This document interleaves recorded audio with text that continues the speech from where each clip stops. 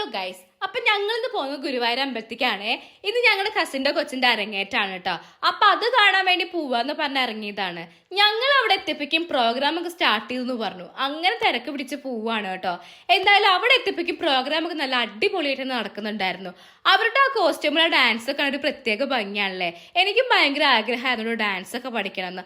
അന്ന് എന്തായാലും അതൊന്നും സാധിച്ചില്ല. ഈ ഉണ്ണി ഇവിടെ ഭയങ്കര ഡാൻസ് ആയിരുന്നു.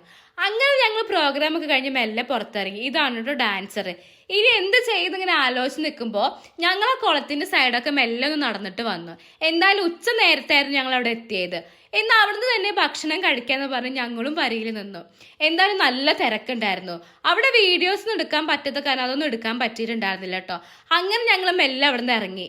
അവിടെ ചെന്ന് ഞങ്ങൾ കുറെ കടയിലേക്കൊക്കെ കയറിയിട്ടുണ്ടായിരുന്നു. പ്രത്യേകിച്ചൊന്നും വാങ്ങിയിട്ടില്ലെങ്കിലും അതൊക്കെ കണ്ടു കിടക്കുന്ന പ്രത്യേക ഭംഗിയല്ലേ.